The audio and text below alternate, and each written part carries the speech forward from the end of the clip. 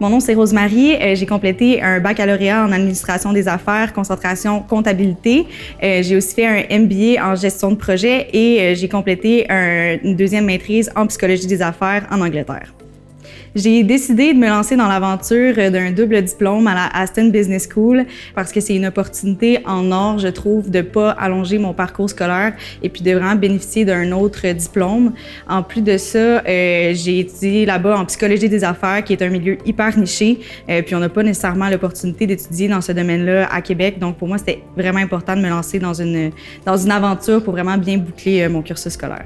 Mes plus grandes fiertés, c'est premièrement d'être partie 1 an à l'étranger seule par moi-même dans un pays où je connaissais personne et également j'ai terminé mon diplôme avec une mention de distinction. Sur le marché du travail, mon double diplôme m'apporte une grande différenciation.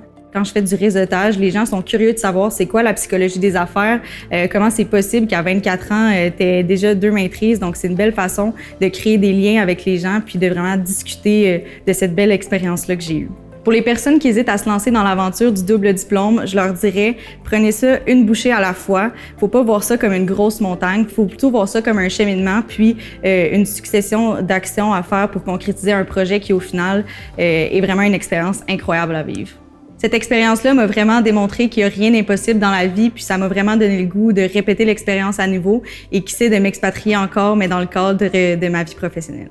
Le financement que j'ai reçu m'a vraiment permis de me concentrer sur mon expérience. Donc, si j'avais une chose à vous dire, c'est lancez-vous.